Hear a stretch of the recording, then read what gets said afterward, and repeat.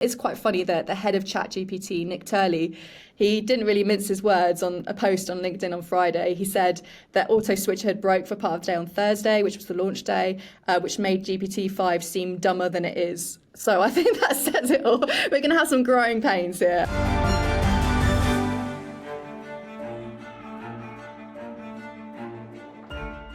Natasha Bernal, Senior Business Editor at Wired. Thank you for joining me on the Tech Report today. Thank you for having me. So ChatGPT-5, or GPT-5, was launched last week and was touted by OpenAI CEO Sam Altman as the next step towards AGI, or Artificial General Intelligence. Since then, the general reaction has been one of a little bit of disappointment by its users. Do you think GPT-5 was overpromised, or is the reaction overcritical? It's hard to tell because obviously it's such early days. It's supposed to be more intelligent. It's supposed to be better at understanding large amounts of text, and it's also supposed to hallucinate a lot less. The problem that it seems the company has had is since the launch, it's had a huge influx of users. So that's been a bit of an issue. So I suppose we're going to have to see how things develop. Obviously, it's with a company of such high profile, with such a reputation for doing this sort of thing with ChatGPT, there was always going to be hugely high expectations from its users. It is true that some of the features that were touted last week will be available this week. So people will supposedly, if they're pro users, be able to connect to their Gmail, Google Contacts, Google Calendar. People are supposedly able to use preset personalities, which I think there's 4 of them: Cynic, Robot, I want to think Listener, and Nerd. That's the one. To sort of give it a bit of flavour and personality, so it's not just the same thing communicating with all users. It is true that Sam Altman has had to respond to some rather negative feedback from users who basically just love GPT-4, and he kind of seemed quite surprised about that. So on X, he responded to criticisms saying that he underestimated how much some of the things that people liked in GPT-4 mattered to them, even if GPT-5 performs better in some ways. And he admitted that longer term, the company needs to provide users with good ways to customize things, because that's basically what they could do in GPT-4 and what's missing in GPT-5. He did say that there were going to be capacity challenges. So while I'm optimistically saying that things might be better this week, it is likely that these sort of glitches and problems are going to continue. And it is quite funny that the head of ChatGPT, Nick Turley, he didn't really mince his words on a post on LinkedIn on Friday. He said that auto switcher had broke for part of the day on Thursday, which was the launch day, which made GPT-5 seem dumber than it is. So I think that says it all. We're going to have some growing pains here. So do I think it's fulfilled people's expectations? Not yet. We're going to have to see if it does in the future. You mentioned that it will be hallucinating less than previous iterations, but I think there was a statement that it will still be, or it can, which makes it a little more confusing, it can still hallucinate around 10% of the time. That seems like maybe then it's been a little overhyped, because a calculator that's wrong 10% of the time is not a calculator you want to use. No, it sounds terrible when you hear hallucinations 10% of the time. And to be clear, for anyone listening who doesn't know what hallucinations are, it's basically the propensity for an LLM to kind of make up an answer that is not correct, right? So OpenAI has said that it's taken steps to reduce the propensity to deceive, cheat, hack problems, but it has said that its mitigations are not perfect and that more research is needed in this area, and that it hasn't done everything it possibly can do because it's not possible at this stage to do that. However, OpenAI has had to make major adjustments to GPT-4. This was in May 2025 after a massive spike in just the chatbot sucking up to the user. And we're seeing this time and time again. There's been reports over the weekend about this still occurring, where you have people who are told that they are the next messiah, that they are the most intelligent person on the world, that they are, wonderful in every possible way. And that is a dangerous situation for some people who are vulnerable in some ways, for them thinking things that perhaps are not real. And so there have been several examples that have come out in the last sort of week or so, where the model has tried to be a confidant, to please users, to flatter them, to validate doubts, to fuel anger, in ways that are not intended for GPT to do. That was what OpenAI itself said at the time, by the way. So it was saying it was reinforcing negative emotions in ways that were not intended. So this is a situation that no one really wants to find themselves in, I suppose, when you're using it to try and check facts. This is something that they've realised as a company will influence the amount of safety concerns and that people have using it and trust, and that it can be something that can affect people that have mental health issues or emotional over-reliance, because there are people who use ChatGPT as a companionship, and that is something that has come out, especially with the release of GPT-5, with people claiming, especially on places like Reddit, I used ChatGPT-4 as a confidant, and I can't do that anymore with GPT-5. So it is possible that maybe some of these tweaks haven't gone down well with people who do use it in such a way, who do need that reassurance. With GPT-5, they're talking about instances of sycophancy, which they've said are down 69% for the free version and 75% with the paid version. Obviously, it's not perfect, and the more people use it, the more things will come out. But the company seems pleased with this meaningful improvement. So we'll see, I guess. It's another one of those ones that, perhaps doing it the other way and making it better is not something that users want. Who's to know? You sort of beat me to my next question there, which was that there's been a lot of growing talk for a little while now of people using AI chatbots as therapists, essentially. And obviously, with, as you say, the people-pleasing sort of trying to bring customers back baked into the AI models that kind of is unlikely to tell you you're wrong. Is that something that's fixed in GPT-5? Hard to tell, right? At this stage, this problem is such early days that it's difficult to know what level of sort of pleasing we're going to have in this model. But I guess the question is also whether this is something that we should watch out for in the future. And the answer is absolutely yes. In every single LLM, we're going to be seeing these things in the future. As Sam Altman himself said, this is not AGI. We've not reached AGI. It's not reached the point where it has human-like level of intelligence and can discern whether it is appropriate to give certain responses versus others, and if a conversation is going in a direction that might be dangerous in real life for someone. It still doesn't have that level of discernment, and I don't think anyone's pretending that it does. So I guess, again, we have to wait and see when it comes to ChatGPT-5 to see what happens with this latest model, but certainly an ongoing concern. And so moving on to some of the other stories that have come up over the last little while. Trump's Truth Social AI, or I think they're using Answer Engine or something like that as the term to avoid it. I don't know why. They've been asking this Truth Social chatbot questions which Trump's line and editorial line, shall you say, or his opinions have differed from quite dramatically. Can you just outline some of what those would be? It's such an interesting development. So according to reports, Truth Search AI, which is the search artificial intelligence function that Truth Social has decided to roll out, it has been contradicting the president. It's been saying that tariffs are a tax on Americans, that the 2020 election, it wasn't stolen, that his family's cryptocurrency investments pose a potential conflict of interest. When it's asked about January the 6th, 2021 and the insurrection at the US Capitol, it's saying that it was violent and linked to Trump's baseless claims of widespread election fraud. So these are key issues that he has definitely denied and that certainly don't follow his ideology and the party line. It is an interesting development that's happening on his own platform, for sure. So in the development of the Truth Social chatbot, there was a little bit of debate around whether or not the training data it was used was restricted or how it was trained, because, like you say, it would have differed slightly from what Trump was wanting to have on his platform. Evidently, it has differed from what he was wanting to have on his platform, but this still raises questions of, does there need to be disclosure for source restriction, or at least I think the Truth Social chatbot doesn't give any references for anything it says either. Yes, actually, Wired looked into Truth Social AI last week, and specifically at its sourcing. When we asked the new Truth Social AI chatbot about navigating bias in the media ecosystem, it gave quite a reasonable answer. It sort of talked about diversifying sources, relying on different news outlets across the political spectrum. But actually, when we looked closely at its sources and the sources of that information, we realised that the vast majority came from Fox, Fox News specifically.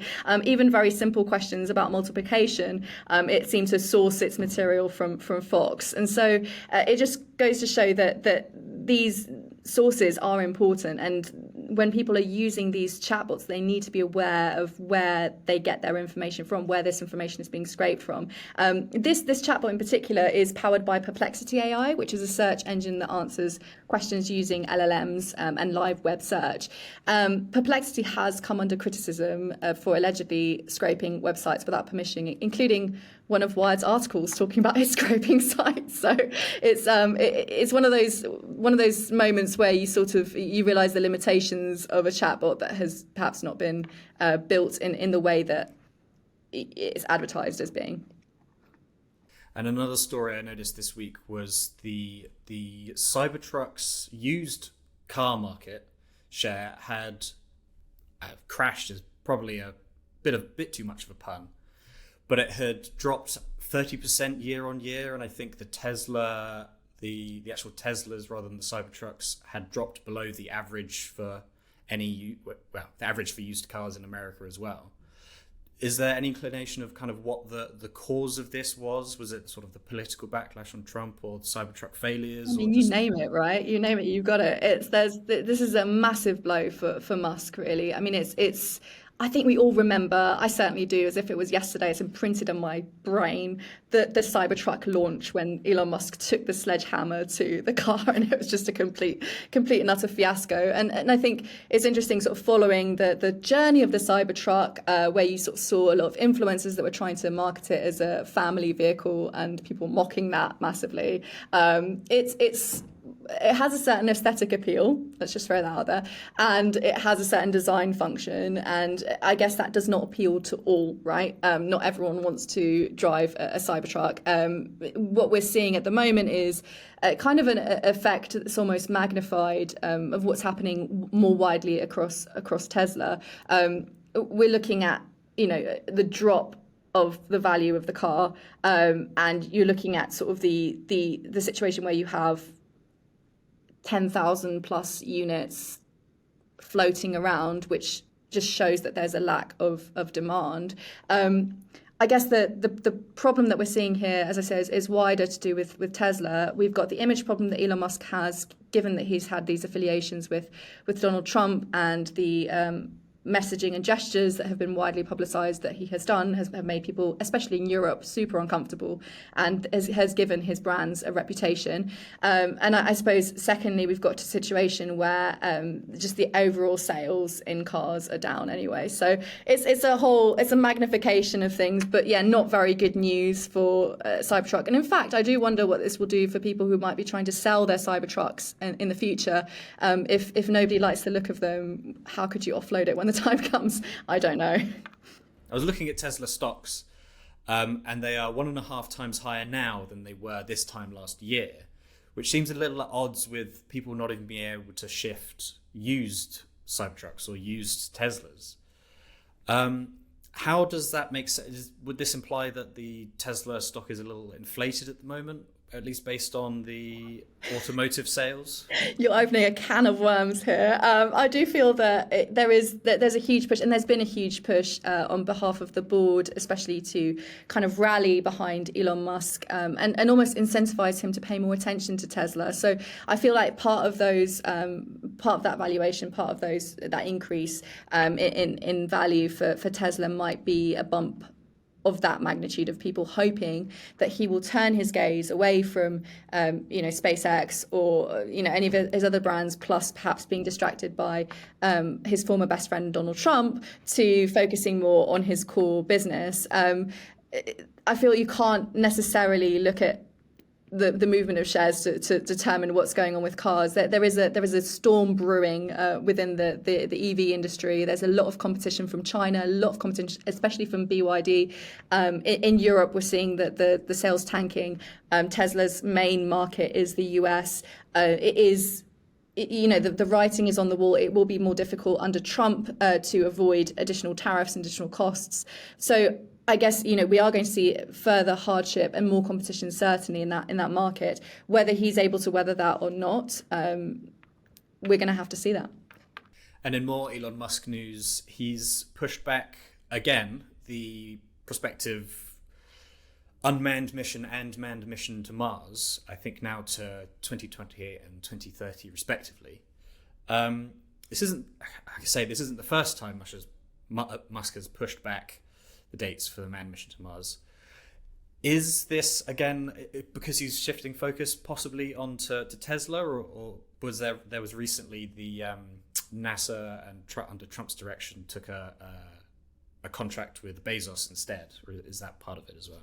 It's interesting when we talk about deadlines and Musk. Those two things do not, unfortunately, go together. Now, look, at Wired, we've recently documented actually 19 years of broken promises on deadlines, whether it be full self-driving on Tesla, robo-taxis, Hyperloop, robot armies. His fallback forecast of next year turns up repeatedly, only to be consistently proven wrong. Now, as you said just now, this doesn't deter necessarily any of the shareholders who still believe in his vision.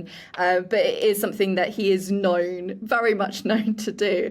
Now, I guess it was in May that Elon Musk said that he believes there's a 50% chance that his Mars spacecraft will make its first uncrewed voyage to the Red Planet at the end of 2026.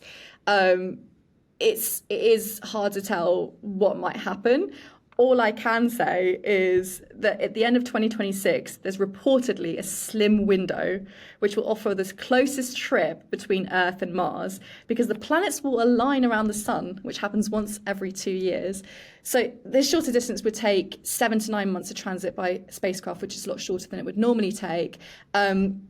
It doesn't surprise me that he says things like 2026 or 2028, given that context, because those are the two shortest periods that he's able to do it in. Now, I'm not sure, speaking honestly, whether the interest of the US government aligns with the interest of Musk at the moment, because he is so confident that Mars is the way to go.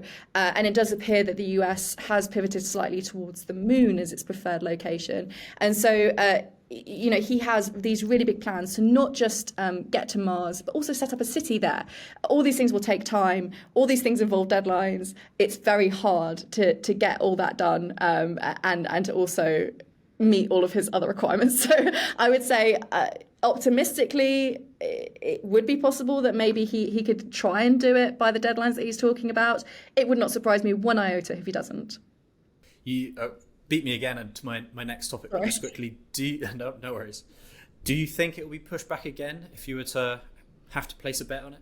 If I had to place a bet on it, just based on 19 years of broken deadlines, I would say yes. Also, in the space game, I feel that deadlines are just very hard to stick to. It's very difficult with the funding and the sheer difficulty technologically to reliably get to where you need to be. I mean, if you look at SpaceX's really quite good track record of launches, it has failed a lot. Like, that's undeniable, and that's something that you've got the NASA funding, you've got all the backing in place, everything is there. With Mars, I'm not entirely sure that he's not alone on this front. It does feel a little bit like this is his project versus his plus NASA, his plus the US government. But that's my feeling. I would bet no, he's not going to do it. I don't see any of us going to Mars anytime soon. Fair enough.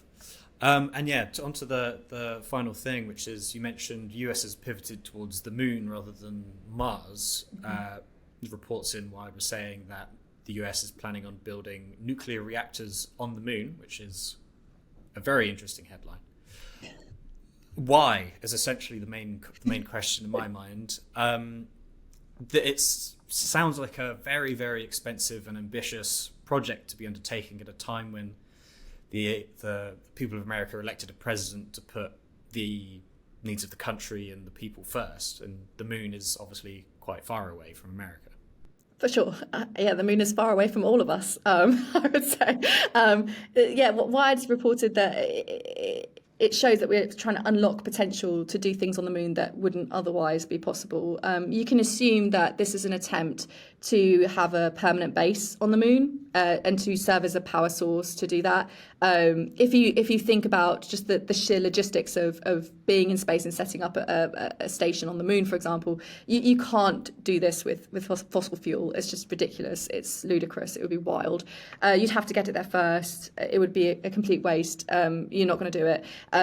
Wind doesn't work in space. Solar, we're looking at, I think it's 14 days per lunar day of Earth, and so of Earth light. Is that right? Who knows? So we're looking at very long days, but then very long nights. So solar wouldn't necessarily work either. So nuclear isn't, of all the choices that are out there, if that's what you want to do, nuclear isn't a bad option. The reason why they're trying to do it, why the US is wanting to do this now, is simply because they want to get there first. That's the main thing. Assuming it's built correctly, it might work for a long time. If people are there and they get there first, then they stake their claim. I suppose it would be a situation where even though you can't claim land on the moon because the moon doesn't belong to anyone, you could feasibly say, I've built a nuclear reactor, don't come nearby, and people would just have to respect that. It is behind schedule though. The whole idea of going the Artemis project to get people to the moon, it was going to be 2021. They said it was going to be 2025. 2023 they said it was going to be 2026. Now it might happen in 2027, and they would send people to the South Pole of the moon to explore. It's taking a while. So again, it's one of those ones where I think we've set out the plan. This is what they would like to do. They've kind of planted a flag in the sand a little bit, and we have to see whether they actually deliver on it.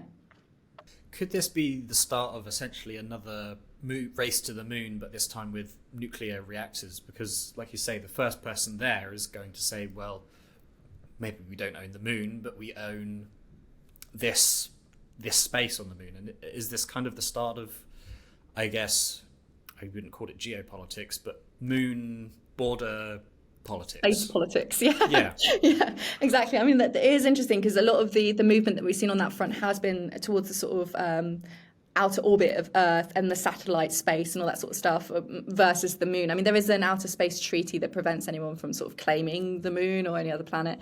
But the people that we spoke to in our piece said that this doesn't mean that we're going to see the US,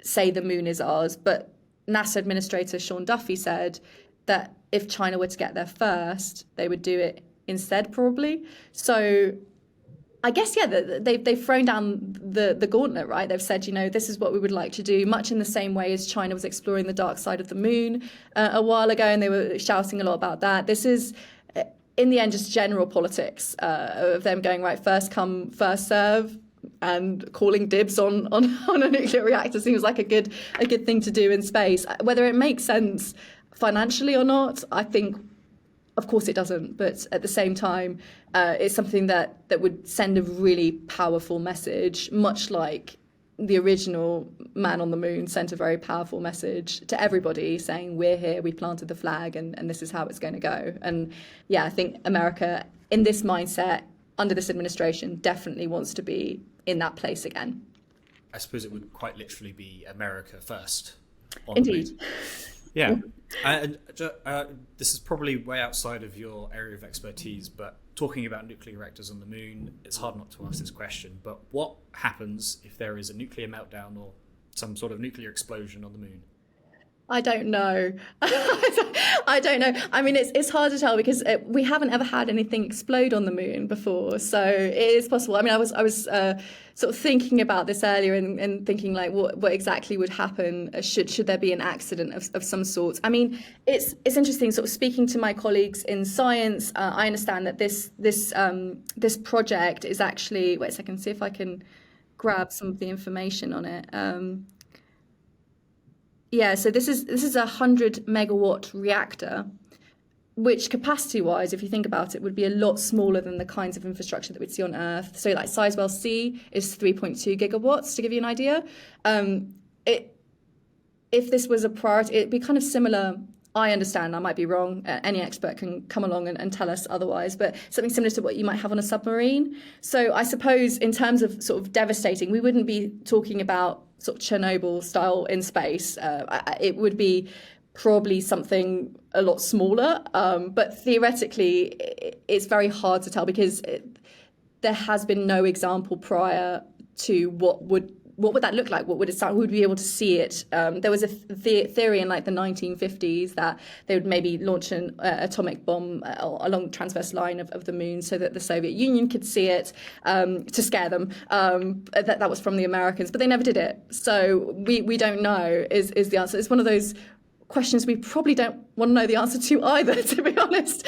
But I would assume if there is some sort of station or function or some sort of human-led location on the moon that it relies on this power, they would put in all the measures possible and all the testing possible to avoid anything bad from happening. And on Earth, obviously, nuclear reactors aren't exactly the most dangerous of things, as it turns out. So well, some might argue otherwise, but yeah. So I suppose hard to tell.